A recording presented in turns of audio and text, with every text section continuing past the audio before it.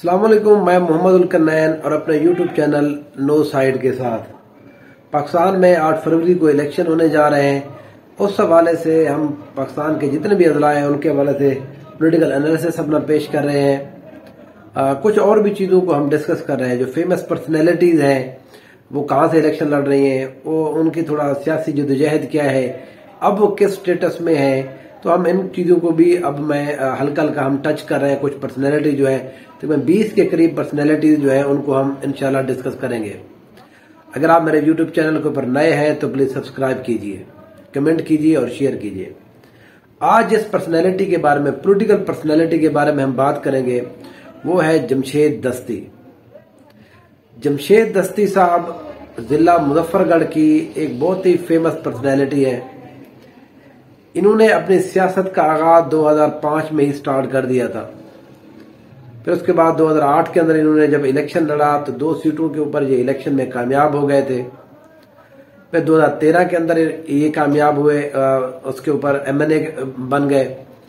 आजकल भी ये पाकिस्तानी सियासत के अंदर छाए हुए हैं। उन्होंने जो अपना फोकस किया है मुजफ्फरगढ़ के अंदर खर बिरादरी मौजूद है, खर खानदान मौजूद है, जहाँ पर नवाबजादे मौजूद है, जहाँ पर सैयद शाह, ये जितनी भी बड़ी बड़ी बिरादरियां हैं जहाँ पर, उनसे हटकर एक आम अवामी बंदा है जमशेद दस्ती। जमशेद दस्ती को जिसको कहते हैं कि जो लेमलाइट में उस वक्त है जब वो दूसरी दफा यहाँ कौमी असम्बली के अंदर जब वो पहुंचे तो उन्होंने यहाँ पर मुख्तलिफ इश्यूज के ऊपर बात करना शुरू की।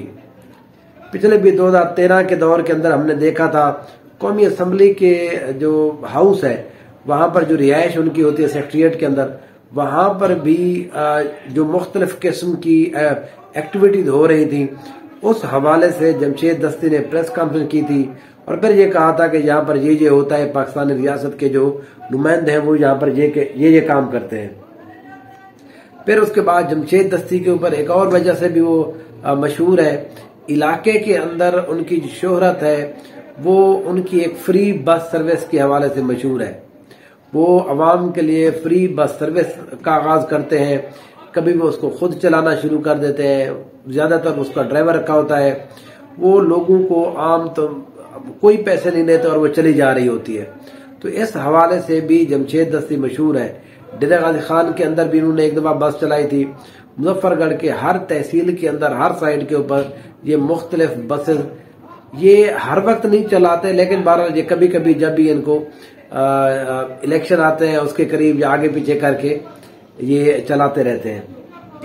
दूसरा, यहाँ पर ये जब भी यहाँ पर इनको मीडिया के लोग नुमाइंदे जब मिलने आते हैं तो ये एक आम आदमी की हैसियत से उनको मिलते हैं।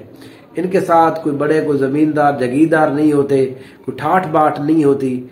ये सिर्फ और सिर्फ आम लोगों के अंदर रहते हैं। इनका रहन सहन, इनके कपड़े, इनके शूज, वो जो जिस तरह हमारे MNA MPA सरदार होते हैं उस तरह से ये बिल्कुल डिफरेंट है। तो इसलिए मुजफ्फरगढ़ के लोग, बहुत सारे लोग इसको आम आदमी की हैसियत से ट्रीट करते हैं और वो खुद आम आदमी होने की वजह से अपने आप को जमशेद दस्ती और वो एक जगह समझते हैं। इसी वजह से जमशेद दस्ती साहब का जो वोट बैंक है वो मुजफ्फरगढ़ के अंदर बड़ा है, कम कभी भी नहीं हुआ। सवाल यह है कि अगर जमशेद दस्ती साहब का वोट बैंक बड़ा है तो वो आखिर पिछली दफा MNA मुंतखब क्यों नहीं हो पाए? क्या मुजफ्फरगढ़ की आवाम ने उनको मुस्तरद कर दिया था? तो ऐसा बिल्कुल भी नहीं है। हुआ ये था 2018 के इलेक्शन में पाकिस्तान तहरीक इंसाफ ने ये चाह रही थी कि जमशेद दस्ती साहब उनके साथ 2 सीटों के ऊपर इल्हाक कर लें। एक सीट के ऊपर पाकिस्तान तहरीक इंसाफ अपना कैंडिडेट खड़ा नहीं करेगी और दूसरी के ऊपर जमशेद दस्ती साहब पाकिस्तान तहरीक इंसाफ के कैंडिडेट की हिमायत करेंगे। उस वक्त जमशेद दस्ती साहब ने अपनी एक आम अवाम पार्टी के नाम से एक नई पार्टी बनाई थी जिसका इंतखाबी निशान झाड़ू होता था। जमशेद दस्ती साहब को मुजफ्फरगढ़ की अवाम के ऊपर कुछ ज्यादा एतमाद था। उन्होंने पाकिस्तान तहरीक इंसाफ के साथ इल्हाक करने से इनकार किया और आप अपनी जो पार्टी है वो आजाद हैसियत में यहाँ से वो पार्टी के प्लेटफॉर्म से उन्होंने इलेक्शन लड़ा। 2018 के अंदर वो 2 MNA की सीट्स के ऊपर इलेक्शन लड़ने में कामयाब हुए थे, लड़े थे उन्होंने 2 इलेक्शन, लेकिन दोनों सीट्स जो है वो 4 से 3 हजार के करीब वो वोट से हार गए, दोनों सीटें। वहां पर पाकिस्तान तहरीक इंसाफ के जो भी कैंडिडेट थे उस वक्त, उन्होंने एक ने 37,000 वोट, एक सीट के ऊपर 40,000 वोट लिए थे। तो इसलिए जमशेद दस्ती साहब को जब इलेक्शन खत्म हो गया, जब आप एनालिसिस करते हैं, एनालाइज करते हैं अपने आप को कि आखिर मुझसे गलती कहां पर हुई है, क्यों आखिर मैं यहां से मुंतखब नहीं हो पाया, वो अवाम जो मुझे इतनी पसंद करती है उन्होंने इस दफा मुझे मुंतखब क्यों नहीं किया। तो सिंपल वजह जो सबसे बड़ी जो बात समझ आई वो ये थी कि तहरीक इंसाफ के साथ इल्हाक ना करना जमशेद दस्ती साहब की सबसे बड़ी गलती थी। इसी गलती के अजाले के लिए जमशेद दस्ती साहब ने तहरीक इंसाफ के हक में कोई चीजें कहना शुरू कर दी। फिर उसके बाद जब इमरान खान साहब की हुकूमत चली गई, उसके बाद जिस तरह की महंगाई आई है, उसके बाद जमशेद दस्ती साहब ने वो बयानिया अपना यहाँ पर इख्तियार किया जो इमरान खान साहब की पर्सनैलिटी, उनकी जो पार्टी है, उनके नजरिए है, उसके करीब तर वो होते गए। और बाल आखिर तकरीबन फरवरी मार्च के अंदर 2022 के अंदर जमशेद दस्ती साहब ने पाकिस्तान तहरीक इंसाफ को ज्वाइन कर लिया। जमशेद दस्ती साहब ने अपनी पार्टी को पाकिस्तान तहरीक इंसाफ के अंदर जम कर दिया और इस तरह से जमशेद दस्ती पाकिस्तान तहरीक इंसाफ के प्लेटफॉर्म से सियासत करना शुरू हो गए। 9 मई के वाक़े के बाद बहुत सारे लोग जो है वो रोपोश हो गए, उनके ऊपर इल्जामात थे, जिसके ऊपर नहीं भी थे उनको जेलों में डाला गया, तशद्दुद किया गया, पार्टी छुड़वा दी गई। तो जमशेद दस्ती साहब ने भी यही पॉलिसी अख्तियार की और वो रूपोश हो गए। वो 9 मई के बाद से आज तक वो रूपोश है। मीडिया के ऊपर वो आते, सोशल मीडिया के ऊपर वो आते रहते हैं, वो कहीं वो मोबाइल के जरिए खिताब कर देते हैं। अभी उन्होंने जब कागजात नामजदगी जमा होने शुरू हुए तो उन्होंने भी कहा कि वो कागजात नामजदगी जमा कराएंगे, लेकिन पुलिस ने उनको कागजात नामजदगी जमा नहीं कराने दिए पहले 2 दिन। फिर उसके बाद स्ट्रेटजी तब्दील की गई, उसकी वाइफ ने कागजात नामजदगी जाके जमा कराए। जो लोग पकड़ना चाह रहे थे, पुलिस या जो भी लोग थे, वो बहरहाल उनको कामयाब ना हुए जमशेद दस्ती साहब के कागजात नामजदगी जमा कराने में। जमशेद दस्ती साहब ने मुल्तान हाई कोर्ट के अंदर एक रिट पिटीशन दायर की, उनको जमानतें दी जाए और वो इलेक्शन लड़ना चाहते हैं। लाहौर हाई कोर्ट ने उनको 2 मुकदमात में जमानत भी दे दिया। फिर उसके बाद वो मुख्तलिफ और भी छोटे छोटे जो उनके ऊपर केसेस थे, कोई चोरी का मुकदमा है, कोई डकैती का मुकदमा है, कोई ये है जी आपने रोड बंद कर दिया, कोई ये है जी आपने पानी को ये कर दिया। तो ये छोटे छोटे मुकदमे जो आजकल हमने देखे हैं वो सारे के सारे जमशेद दस्ती साहब के ऊपर भी यहाँ पर बनाए गए हैं। उसकी वजह यह है कि जमशेद दस्ती साहब का पाकिस्तान तहरीक इंसाफ और पीटीआई के अंदर मौजूद रहना, जिला मुजफ्फरगढ़ और कोटदू की जितनी भी सीट्स हैं उनके ऊपर जमशेद दस्ती साहब का असर और रसूख है। पिछली दफा एक सीट जहां पर वो बिल्कुल इलेक्शन लड़ते ही नहीं है, वहां पर भी वो 10,000 के करीब इलेक्शन लेने में कामयाब हुए। तो इसका मतलब यह है कि जमशेद दस्ती का जो वोट बैंक है, एक्चुअली जमशेद दस्ती का वोट बैंक नहीं है, वो जमशेद दस्ती साहब इस तरह की सियासत करते हैं, आम लोग जो है वो उसको अपना लीडर मानते हैं, इसलिए हर सीट के ऊपर कहीं पर भी वो जमशेद दस्ती साहब का निशान उनको नजर आता है। पता चलता है जमशेद दस्ती साहब यहाँ पर इलेक्शन लड़ रहे हैं तो आम गरीब आदमी जो है वो जमशेद दस्ती साहब को वोट देता है।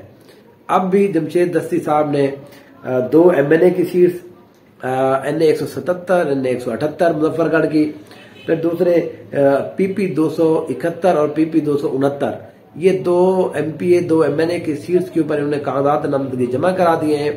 स्क्रूटनी भी उनकी अब हो चुकी है, उनके कागजात नामजदगी मंजूर भी हो चुके हैं। बैकअप के तौर के ऊपर जो है कवरिंग कैंडिडेट उन्होंने, उनकी वाइफ ने भी यहाँ पर कागजात नामजदगी जमा कराए हैं। अब आने वाली जो 8 फरवरी को जो इलेक्शन होने जा रहे हैं, जमशेद दस्ती साहब को पाकिस्तान तहरीक इंसाफ की फुल सपोर्ट हासिल है, वो उनको टिकट, वो पाकिस्तान तहरीक इंसाफ के टिकट के ऊपर इलेक्शन लड़ेंगे। तो इसलिए जमशेद दस्ती साहब जो है, अगर वो एक सीट के ऊपर इलेक्शन लड़ते हैं, ज़ाहिर है आप फोकस उसके ऊपर करते हैं, आप अपनी जो कैंपेन है उसको ज्यादा बेहतर अंदाज में एक ही सीट के ऊपर फोकस करते हैं, तो ज्यादा बेहतर रहेगा जमशेद दस्ती साहब के ऊपर कि अगर वो एक MPA और एक MNA की सीट के ऊपर इलेक्शन लड़े। लेकिन जिस तरह से पाकिस्तान तहरीक इंसाफ को थोड़े मसाइल का सामना है, तो ये मुमकिन है कि पाकिस्तान तहरीक इंसाफ 2 टिकट जमशेद दस्ती, 2 MNA की, 2 MPA की, दोनों ही दे दे, और एक सीट के ऊपर वो हो सकता है अपनी जो वाइफ है उनको MPA के तौर के ऊपर कैंडिडेट वो यहाँ पर टिकट दिलवा सकते हैं। तो इस वजह से जमशेद दस्ती साहब की मुजफ्फरगढ़ साउथ पंजाब के अंदर एक आम वर्कर की हैसियत से एक बहुत बड़ा नाम है। यहाँ पर पाकिस्तान तहरीक इंसाफ को इस दफा वो 2 से 3 टिकट जो है अपने बलबूते के ऊपर यहाँ पर जितवा सकते हैं। जमशेद दस्ती साहब खुद भी जिस सीट से इलेक्शन लड़ने जा रहे हैं वहां इरशाद अहमद सियाल के मुकाबले में वो आराम और आसानी से वो सीट जीत जाएंगे। तो इसलिए जमशेद दस्ती साहब का पॉलिटिक्स में होना, पार्लियामेंट में जाना, ये आम आदमी और यहाँ के जो गरीब है, जो मजदूर तबका है, उनके हक की बात करना, वो उनको अपना लीडर समझते हैं। इसलिए इस तरह के बंदे की पार्लियामेंट के अंदर होना लोगों का ये ख्याल है कि उनके लिए बेहतर है। क्या लोग उनको 8 फरवरी को वोट देंगे? क्या जमशेद दस्ती साहब अपनी रोपोशी खत्म करने के बाद क्या यहाँ पर कैंपेन स्टार्ट करेंगे, या फिर एक दफा जो रियासत पाकिस्तान है, स्टेट है, जो IG साहब है, जो DPO साहब है, क्या वो उसी तरह से जिस तरह से हमने देखा बहुत सारे केसेस के अंदर सुप्रीम कोर्ट, हाई कोर्ट के अहकामात को इग्नोर किया गया, उनको पसे पुष्ट डाला गया, क्या वो फिर से जमशेद दस्ती को गिरफ्तार करेंगे? ये सारी चीजें अगले 2, 3, 4 दिन के अंदर इंशाल्लाह डेवलप होंगी। जैसे ही इस हवाले से कोई खबर होगी तो मैं आपको अपने चैनल के थ्रू इंशाल्लाह पूरे हल्के, पूरे पाकिस्तान के हर अजला के बारे में आपको रिपोर्ट करता रहूंगा, एनालिसिस देता रहूंगा कि क्यों कोई भी कैंडिडेट किस वजह से क्यों मशहूर है। Thank you so much.